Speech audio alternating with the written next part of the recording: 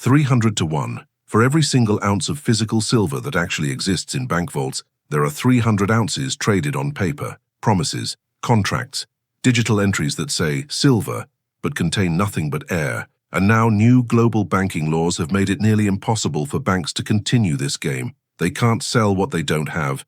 They can't trade what they can't deliver. And for the first time in 45 years, the price of silver is about to discover what happens when paper promises meet physical reality. This is the story of the most suppressed commodity on Earth, why banks have been banned from selling phantom silver, and why the window to acquire real metal at current prices may be closing faster than anyone realizes. The alarm bells started ringing quietly in 2017. Behind closed doors at the Bank for International Settlements in Basel, Switzerland, a group of regulators was rewriting the rules of global banking. They called it Basel III, the key third iteration of international standards designed to prevent another 2008-style financial collapse. But buried deep within thousands of pages of technical jargon was a provision that would fundamentally reshape the precious metals market. Under the new rules, banks would be required to hold stable funding against their gold and silver positions. Physical metal, bars you can touch, weigh, and deliver,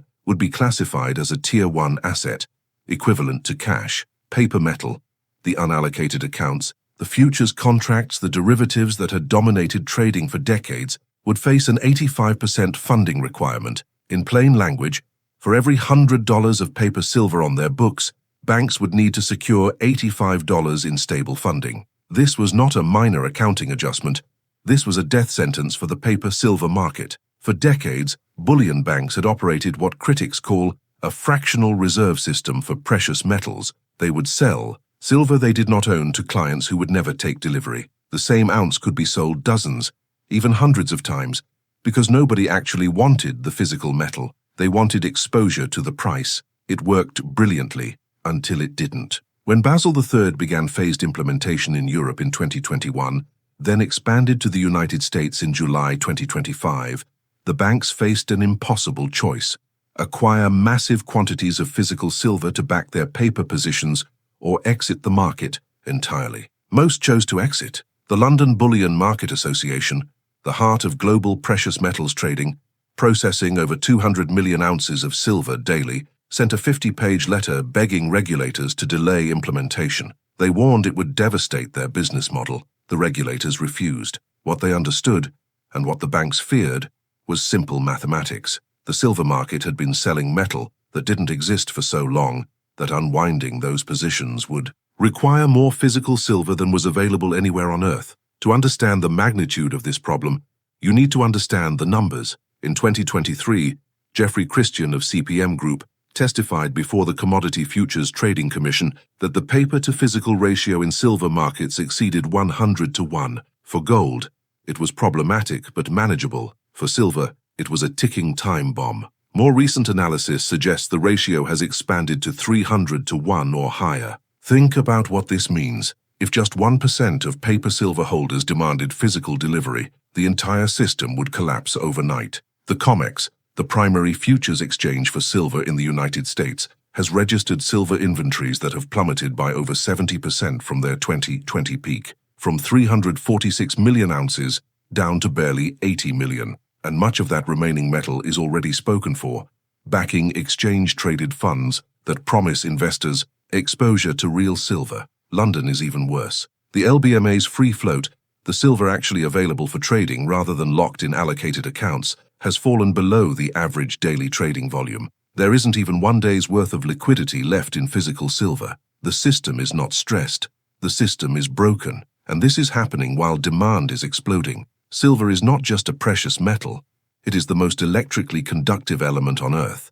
And that property has made it absolutely indispensable for the technologies reshaping our world. Every solar panel requires silver. The photovoltaic cells that convert sunlight into electricity depend on silver paste to capture and transport electrons. As the world races toward renewable energy, solar installations are consuming silver at a pace that defies comprehension. In 2024, the solar industry alone consumed over 200 million ounces of silver. That number is projected to reach 300 million ounces annually by 2030. China's recent $10 billion subsidy for solar panel manufacturers will accelerate this even further. But solar is only part of the story. Every electric vehicle contains 2 to 3 times more silver than a conventional car. From battery connections to charging systems to the safety sensors that prevent accidents, silver is woven into the DNA of electric mobility. With 20 million electric vehicles projected to sell in 2025, the automotive sector is creating demand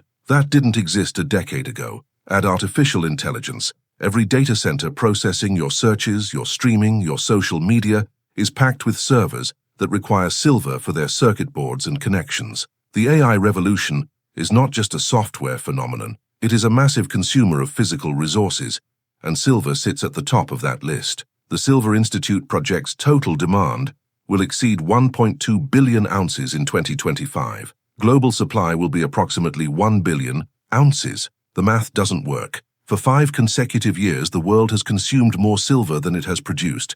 The cumulative deficit since 2021 now exceeds 800 million ounces, nearly an entire year of global mine production that has simply vanished from available inventories. And here's what makes silver uniquely vulnerable. You cannot simply produce more. Approximately 70% of silver comes as a byproduct of mining other metals: copper, zinc, lead, gold. When silver prices rise, miners cannot easily increase production because they're not actually mining for silver. They're mining for copper, and silver happens to come along for the ride. This supply inelasticity means the market cannot respond to price signals the way normal commodities do. Higher prices don't bring significantly more silver to market.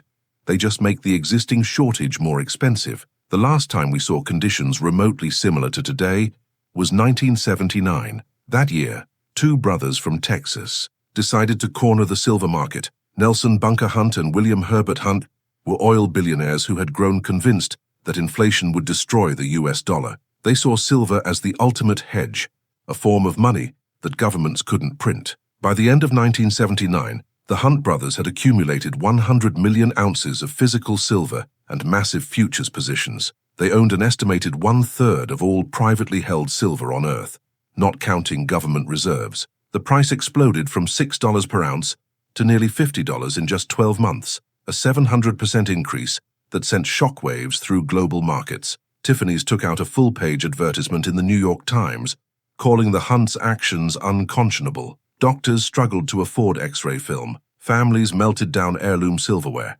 Burglaries of silver items skyrocketed. Then the regulators struck back. On January 7, 1980, the COMEX implemented Silver Rule, the emergency regulations that capped how much silver any single trader could hold on margin. The rules were specifically designed to crush the Hunt brothers, and they worked. Unable to maintain their leveraged positions, the Hunts were forced to sell. Prices collapsed from $50 to $10 in a matter of days. March 27, 1980, Silver Thursday, saw the single largest one-day drop in commodity history. The Hunt brothers lost billions. They eventually declared bankruptcy.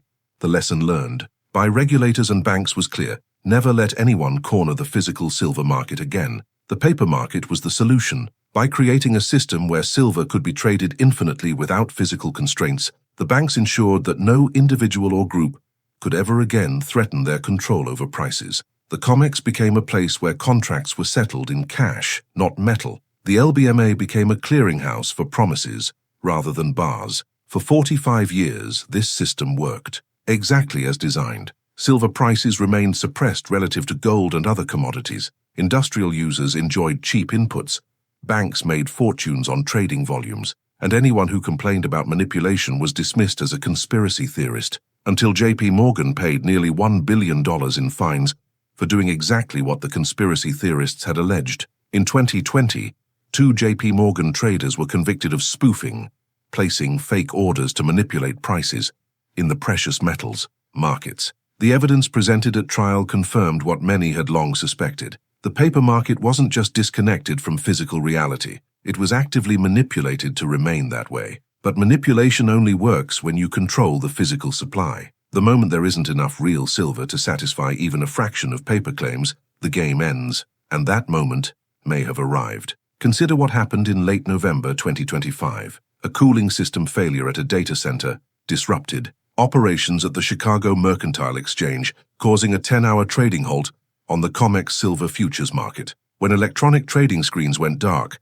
something remarkable occurred. Physical markets in London and Shanghai took over price discovery. Spot silver prices spiked to $56.72 per ounce, not because of speculation, but because that's what buyers were willing to pay for metal that actually existed. The outage revealed what happens when paper markets pause. Physical reality asserts itself, and physical reality says silver is worth far more than the manipulated price suggests. Bank of America became the first major financial institution to raise its 2026 silver forecast to $65 per ounce, citing persistent supply deficits and what they called irreversible industrial demand from the green energy transition. Other analysts have gone further. Philippe Geisels at BNP Paribas predicts silver could reach $100 by the end of 2026. Keith Neumeyer, CEO of First Majestic Silver, has consistently called for triple-digit prices, arguing that the supply-demand fundamentals make anything below that level unsustainable. Here's what mainstream financial media won't tell you. The silver market is experiencing backwardation. In normal commodity markets, futures prices are higher than spot prices. This is called contango, and it reflects storage costs and the time value of money. When markets flip into backwardation, when spot prices exceed futures prices, it signals that buyers are desperate for immediate delivery. Silver lease rates, which typically hover near 1%, exploded to 39% in October 2025, before moderating to 11%. Even at these reduced levels, borrowing silver costs more than borrowing almost any other commodity on Earth. This is what genuine shortage looks like. In India, silver ETF inflows tripled gold ETF inflows during 2025. Several major mutual funds, including Tata, Kotak, SBI, and UTI, temporarily suspended new subscriptions because they couldn't source enough physical silver to back additional investments. In London, the premium for physical silver over paper contracts